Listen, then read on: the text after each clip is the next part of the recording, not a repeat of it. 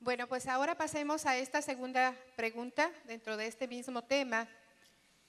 Y pregunto yo a nuestro hermano pastor Medardo Gómez, para los no católicos, lo único que es considerado como verdadera autoridad de Dios es solo la Biblia o la Biblia y la tradición. Escuchamos. 13 minutos, por favor. Gracias. La tradición se define como la transmisión de creencias y prácticas, tanto como por medio orales como escritos. La Biblia misma es parte de una tradición.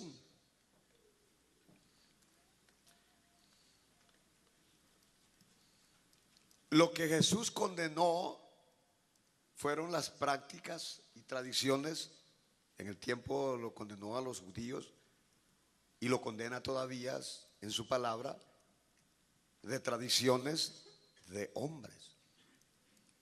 Eso es lo que la Biblia condena, tradiciones de hombres. La Biblia misma es un legado, es una tradición, como la tradición, la definición es una transmisión.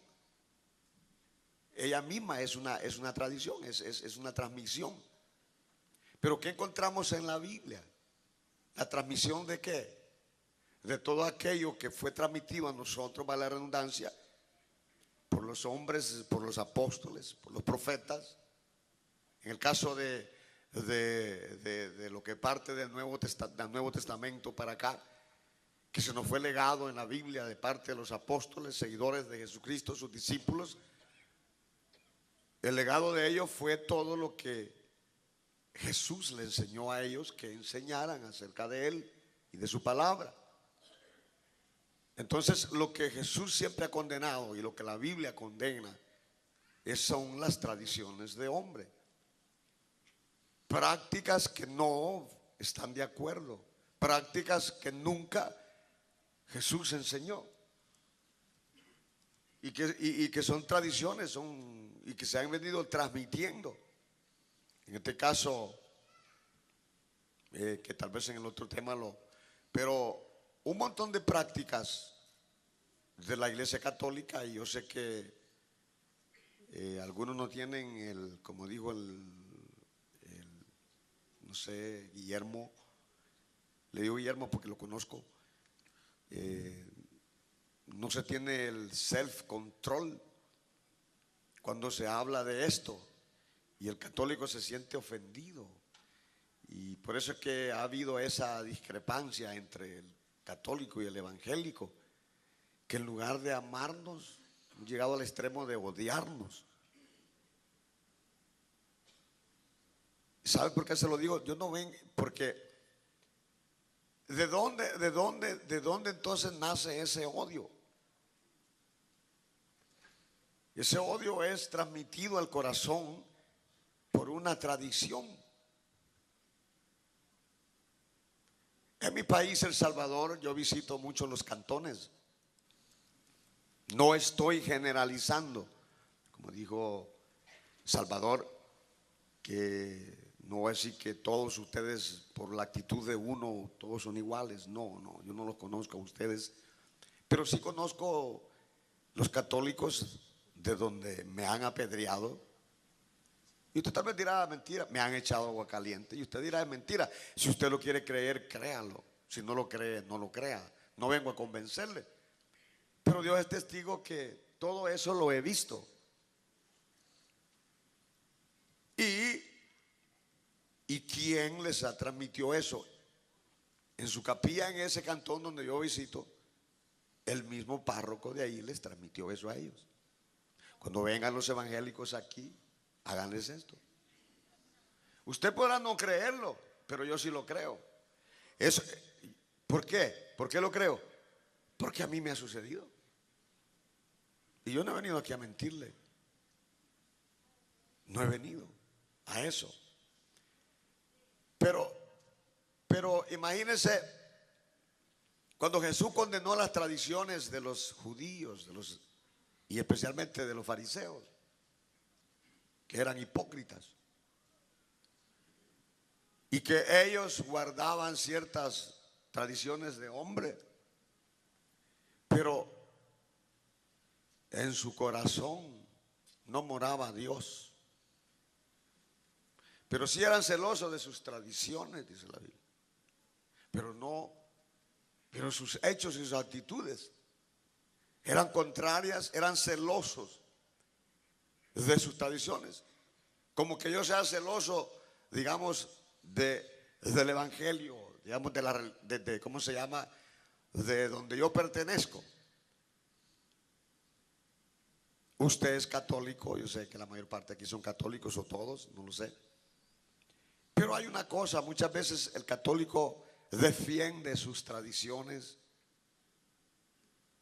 pero sus hechos, y lo digo al evangélico también, porque yo en la congregación eso le predico a los hermanos. Aquí no se trata de defenderle, digo yo, tradiciones o defender el local o defender a un hombre. No, si todos somos seres que Dios nos creó.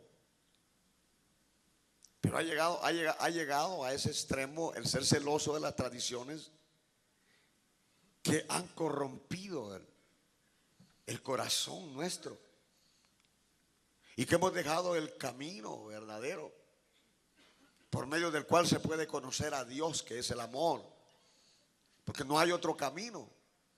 Ser celoso de las tradiciones no lleva a Dios, y más cuando estas tradiciones son de hombres. Los fariseos eran celosos de sus tradiciones, criticaban a Jesús. ¿Por qué tú no te lavas esto? ¿Por qué tus discípulos no hacen esto? Entonces Jesús condenó todo ese legado, toda esa tradición de hombres. Pero nunca condena la Biblia el legado que tenemos en este precioso libro de la palabra de Dios, sus enseñanzas. Él mismo dijo: vayan, prediquen, hagan discípulos más y enséñenles lo que yo les he enseñado. Y eso es lo que todo ministro debemos de enseñar. Lo que Jesús dice en su palabra que enseñemos. El amor. Hablamos con Salvador esta mañana y tocábamos ese punto. Él me decía: ¿y cómo identificar a un cristiano? Simple, le digo yo, por sus frutos. Yo puedo tener una Biblia de este tamaño, más grande, chiquita, roja, café, de pasta, pero esto no me hace cristiano a mí. Esto no es lo que me hace cristiano a mí, el cargar esta Biblia. Eso no me hace cristiano. Entonces, la tradición, es el legado, es un legado. Ya sea escrito, oral, ahora la tenemos escrita. La palabra de Dios en sí fue el legado, es un legado de Dios para el hombre en general, no para la iglesia católica, no para la iglesia protestante. Es el legado de Dios para el ser humano, para que a través de ello conozca la voluntad de Dios. Ese es el legado de Dios, este libro, su palabra. Que claro, es una tradición, que ya lo dijimos, lo definimos como el legado de Dios a la humanidad. Entonces,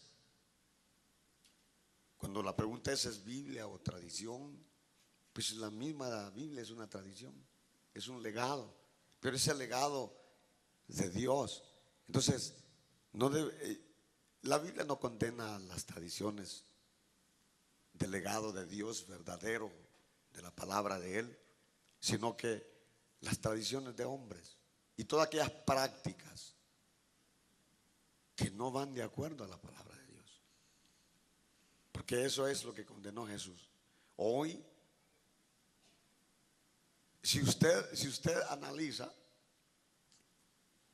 y no es porque usted se sienta mal, pero la Iglesia Católica tiene un montón de legado, de tradiciones que no son respaldadas por la Biblia. Y que están queriendo transmitir el amor de Dios a través de tradiciones, la enseñanza de Jesucristo, a través de un montón de prácticas que no son aprobadas por la Biblia, que no producen ningún cambio en el corazón. Para mí la verdadera tradición, por supuesto, es el legado de Dios, su palabra, pero una palabra que transforma, que cambia, que hace al hombre a la imagen de Dios, que transforma el corazón. Entonces, una de las cosas que le pedí al Señor yo hoy, al Espíritu Santo, y se lo decía a Él, no he venido a probar capacidad mía, no. Yo no los veo a ustedes como alguien que les voy a decir aquí, que usted no, que voy a entrar en una, no.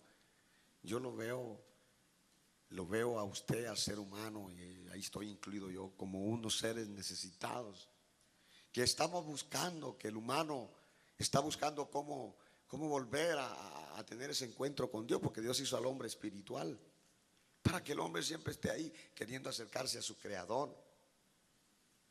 Así lo ve Dios, como Dios lo ve, no como la religión A, la religión B, la religión C. Los ve como seres que Dios los creó. Y que yo sé que ustedes, y a muchos de ustedes, de todo corazón, algunos son sinceros, algunos no lo son sinceros. Yo sé que algunos son celosos de sus tradiciones, de sus dogmas, sinceramente. Quieren tener quizás un encuentro, pero hay un camino nada más. Hay un camino. Así que Jesús condenaba las tradiciones de hombres. Todo aquello que no es el legado de Dios. Nosotros estamos basados en lo que Jesús enseñó, en lo que Jesús nos ha transmitido a través de los hombres, a través, ya sea por los medios orales, escritos. Ahora tenemos la transmisión del legado de la palabra de Dios en este libro. Y la Biblia dice, pues, no hay que agregarle ni quitarle. Todo lo que está ahí fue lo que Dios ha deseado poner en este libro. La palabra de Dios, toda, dice, es inspirada por el Espíritu Santo. Entonces todo lo que Dios se le plació dejar está aquí. Se encuentra aquí. Y el tiempo se terminó. Entonces, las tradiciones que condena la Biblia son las que no van conforme a las enseñanzas de nuestro Señor y Salvador Jesucristo. Muchas gracias. Gracias a nuestro hermano Pastor Medardo Gómez. Y pues ahora vamos a pasar con nuestro hermano Salvador con la misma pregunta. Escucharemos su respuesta. La pregunta es esta. Para la Iglesia Católica, lo único que es considerado como verdadera autoridad de Dios es solo la Biblia o la Biblia y la tradición. Escuchamos su respuesta. Gracias. Bueno, la pregunta es clara. Si nosotros consideramos que solamente la autoridad es la Biblia o reconocemos como autoridad Biblia y tradición. En primer lugar, tenemos que definir bien claramente el término tradición. Ya el pastor ya hacía una referencia con respecto a la tradición. Tradición es el conjunto de enseñanzas. En el aspecto cristiano, la tradición cristiana es el conjunto de las enseñanzas que los apóstoles transmitieron durante su ministerio y que luego ellos vinieron y ese depósito de la fe, como se le llama en el Nuevo Testamento, se lo confiaron a hombres idóneos que fueron preparados por ellos mismos para que ellos siguieran transmitiendo este depósito de la fe. ¿De quién recibieron ellos este depósito de la fe? Lo recibieron de Cristo durante sus 3 años de ministerio público, pero también después por las revelaciones que el Espíritu Santo les iba haciendo a ellos a medida que ellos pues tenían esa comunión con Dios. Una prueba de ellos es el apóstol Pablo. Pablo no conoció a Jesús personalmente, pero él recibió, incluso él mismo dice que recibió directamente de Jesús la revelación del evangelio que él predicaba. Porque él dice que cuando él se convirtió, después se fue 3 años a Arabia, al desierto, y en ese lugar fue donde Jesús mismo personalmente, de acuerdo al testimonio de él, le reveló a él este mensaje del evangelio. Ahora, el problema es, o el libro que nosotros le llamamos Biblia. A mí me enseñaron cuando yo no era católico que la Biblia es la regla infalible de fe y conducta. Aquí es donde primeramente empiezan, cuando uno sale de la iglesia católica y llega a uno de estos grupos, empiezan a decirle: no, hermano, es que usted tiene que salirse, quitarse todas esas tradiciones de hombres, porque lo único que nos importa a nosotros y en lo que nosotros nos basamos es la Biblia. La Biblia es la regla infalible de fe y conducta, y lo que no lo dice la Biblia, entonces definitivamente no es. Entonces ya una vez le han convencido de eso, comienzan ya a decirle: no, mire, la iglesia católica tiene tradiciones de hombres. Pero aquí viene algo bien importante. Y yo me pongo a pensar, ok, si la Biblia es una tradición, como decía el pastor, es parte de una tradición, yo diría: no, la Biblia no es parte de una tradición. La Biblia es el compendio de toda la tradición o de la enseñanza que los apóstoles predicaron. Ahora, también Jesús, es cierto, condenó prácticas de tradiciones de hombre, pero más que todo Jesús no condenó tanto en sí las prácticas, sino la hipocresía de estas personas que ellos ponían como pretexto para su vida los determinados mandamientos que ellos mismos supuestamente habían hecho. Ahora, si yo vengo y digo que las prácticas, que la Biblia, que las tradiciones de la Iglesia Católica es tradiciones de hombre, me ponen un problema a mí, porque ¿quién escribió la Biblia? ¿O acaso fue un ángel que bajó con una Biblia en la mano y se la dio a los apóstoles y le dijo? ¿O vino Jesús y les dio una, así como Moisés que bajó con unas tablas escritas por Dios, y vino Jesús y les dio a todos una Biblia y les dijo: tomen, vayan por todo el mundo y prediquen y lleven esta Biblia, y el que no tiene Biblia pase a la librería de nuestra iglesia y compre una? No fue así, no funcionó así. Ellos predicaron la tradición oral. De eso es como se le llama primeramente, la tradición oral. Ahora, esto fue todo un proceso que se fue dando, esa transmisión de la palabra de Dios, y por el tiempo no voy a mencionar todos los numerales del catecismo porque son demasiado, pero usted puede anotar del numeral 77 al numeral 83, numeral 77 al 83, usted lo puede ver en su casa. Luego del numeral 96 al 99 y del numeral 123 al 126 nos hablan con respecto a esta cuestión de cómo explica la iglesia la tradición. Pero en uno de esos numerales hay algo que es muy importante y yo lo quiero mencionar, que es en la etapa de la formación de esto. En la formación, el numeral 126 de los evangelios, se pueden distinguir 3 etapas. Primera, la vida y la enseñanza de Jesús.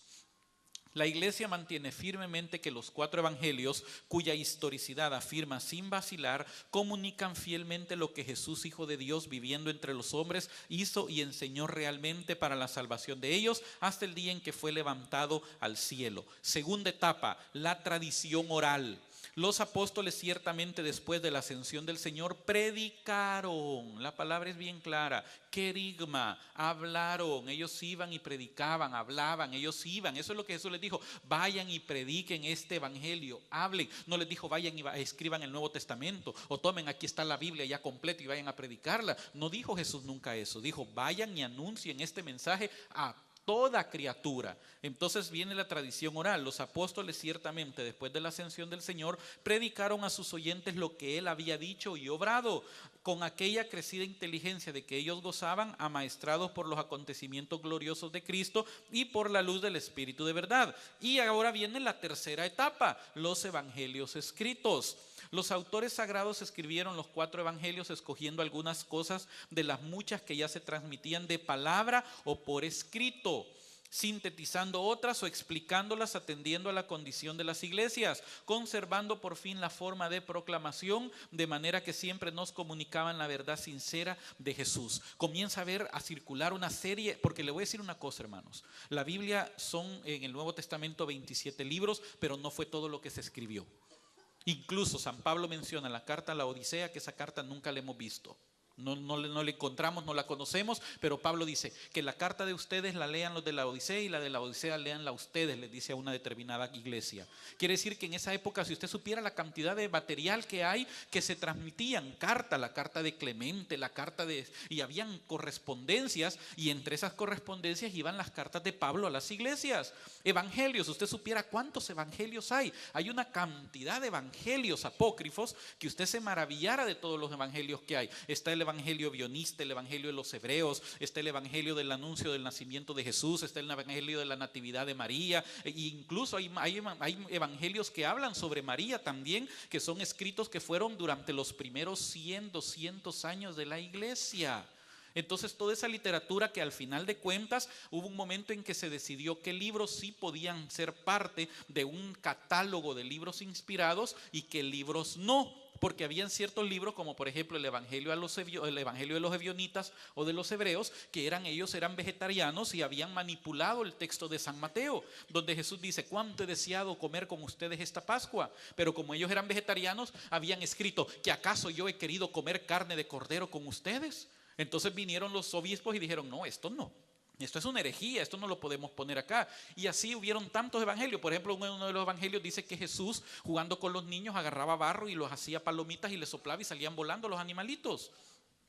En otro de los evangelios incluso dice de que los leprosos se bañaban con el agua de los pañales que María lavaba, de los pañales de Jesús, y esa agua con los de los pañales de Jesús los leprosos se bañaban y quedaban sanados. Ahora, todas esas cosas en un determinado momento que la iglesia dijo: no, esto no entra, esto no puede ser inspirado, pero era parte de la literatura de la gente. Ahora, aquí vamos a ir viendo un poco sobre la historia del canon. ¿Cuándo es que comienza el canon a formarse? El canon del Nuevo Testamento en el Sínodo de Roma del año 382, o sea que ya tenían 382 años ellos desde que comenzó la iglesia y no tenían la Biblia, hermanos. Hasta en el año 382 y luego en el concilio de Hipona en el año 397 y después en el de Cartago, siempre en el mismo año, declaran sucesivamente cerrado el canon del Nuevo Testamento con los 27 libros. Fue hasta en esos concilios que se decide: ok, estos 27 libros son los considerados inspirados por Dios. Ahora puede pasar a la librería de la iglesia y compre su ejemplar del Nuevo Testamento. ¿Creen que pasó eso? No había imprenta, hermanos. Entonces en esa época ninguno de los apóstoles, ninguno de los cristianos, nadie andaba con Biblia bajo el brazo, hermanos. ¿Cómo era el culto? ¿Cómo era la predicación? Era hablada, oral. Había mucha enseñanza que quedó escrita en muchos documentos que a la hora de las horas solamente quedó compilada en estos 27 libros que decidió la iglesia que eran inspirados por Dios. Ahora, el concilio de Florencia, y aquí es donde viene el problema más grande. El concilio de Florencia en el año 1441. ¿Cuánto tiempo fue, hermanos? 1100 años después del que el canon de 27 libros quedó completado. Fue hasta 1100 años después que ya vino la iglesia y ratificó el carácter canónico de los 27 libros, y esto después fue finalmente ya decretado por el concilio de Trento en el año 1546. Quiere decir que por todo ese lapso de tiempo, hermano, sí había Biblia, sí había Nuevo Testamento, pero fue hasta en esta época que ya quedó oficializado, hermanos. Ahora, aquí viene otra cuestión con respecto a esto. Y esto se lo estoy diciendo de un libro que se llama Breve Historia del Canon Bíblico de Gonzalo Báez Camargo, un biblista de Sociedad Bíblica protestante, por cierto. ¿Qué es lo que ha ocurrido? Cuando se inventa la imprenta y ahora la gente empieza a tener acceso a las Biblias, en nuestra época, 100, 200 años atrás, que se puede tener acceso a la Biblia, ahora se le empieza a decir a la gente: no, usted tiene que andar la Biblia y solo lo que la Biblia dice. Pero ¿qué pasó en los 1800 años anteriores? Todo era predicación oral, hermanos. Segundo lugar, también, ¿cuál Biblia es la que vamos a usar? Porque la Biblia que yo usaba antes era la Biblia de Casiodoro de Reina. Y esa Biblia es la Biblia que fue editada por Casiodoro de Reina en 1500. Ya le voy a buscar, aquí tengo la información. Y Casiodoro de Reina fue un ex monje de la Iglesia Católica, que él lo que hizo fue que tradujo la Biblia ¿cómo poderle decir? De los textos originales griegos, hebreos y arameos, pero aparte de eso, cotejada con la Vulgata. Ahora, lo que hizo Casiodoro de Reina, vamos a ver, ojalá que me alcance el tiempo para poder terminar esto. Lo que hizo Casiodoro de Reina fue lo siguiente, escuche esto. En 1569, la primera Biblia completa al castellano, versión de Casiodoro de Reina, publicada en Basilea, contenía en el Antiguo Testamento una serie de libros que hoy no está en esa Biblia. Por eso le estamos hablando. Si estamos hablando de Biblia, entonces ¿cuál Biblia? Porque hasta esa época el canon del Antiguo Testamento que se consideraba era un canon que se llamaba el canon griego, que incluía cierta cantidad de libros que hoy usted mira la Biblia del hermano pastor, no los tiene. Pero Casiodoro de Reina, la misma Biblia que él tiene en 1569, sí tenía esos libros. ¿Cuáles son esos libros? Tobías, Judith, Baruch, Eclesiásticos, Sabiduría, añadiduras a Daniel, añadiduras a Esther y Primera y Segunda Macabeos. Ahora mire lo que dice. En 1602 se publicó en Ámsterdam la segunda edición de la Biblia de Casiodoro de Reina en revisión de Cipriano de Valera, la cual conservó los mismos libros. ¿Cómo es que en esa Biblia desaparecen? En 1827, las congregaciones bautistas y presbiterianas de una confesión que se llama de Westminster, en 1827 le dijeron a Sociedad Bíblica, quite esos libros de ahí o ya no les seguimos dando la plata que necesitan para subsistir. 5,000 libras esterlinas anuales. Y como Sociedad Bíblica sabía que con eso se venía la quiebra y como por la plata baila el mono, Sociedad Bíblica quitó esos libros. Mucha gente no lo sabe. La Biblia es la parte importante porque es donde está revelado todo lo que Dios quiere para nosotros. Pero aparte de la Biblia tenemos la tradición de la iglesia. La Biblia surge de la tradición. Pero la Biblia en sí sola, como Biblia, no es toda la autoridad que nosotros necesitamos en cuestiones de fe, dogma y doctrina. Por esta sencilla razón, porque si eso hubiera querido Dios, hubiera dejado la Biblia desde el primer momento de la formación de la iglesia. Pero la Biblia se vino a formar hasta 300 años después que la iglesia había comenzado. La tradición es importante. Y me gustó, y algo bien importante lo que dijo también el hermano pastor. El problema del fanatismo. Cuidado con el fanatismo. Mejor instruyámonos, formémonos, porque así como a él le han echado agua caliente, a mí también me han ofrecido que me quieren quebrar la boca. Y en una parroquia ahí en El Salvador llamaron para decirme que me abstuviera de llegar o me atuviera las consecuencias. Así que cuidémonos también del fanatismo religioso. Y termino con una última cita. Juan 21:25 dice, Juan 21:25, y hay también muchas otras cosas que hizo Jesús, las cuales si se escribieran una por una, pienso que ni aún en el mundo cabrían los libros que se habrían de escribir. No todo lo que dijo Jesús, no todo lo que predicó Jesús, no todo lo que se enseña tenía o tiene que estar en la Biblia. Muchas cosas no entraron en la Biblia, pero no quiere decir que son verdad. Son tradición, enseñanza de la iglesia. Gracias, hermano. Muchas gracias, hermano.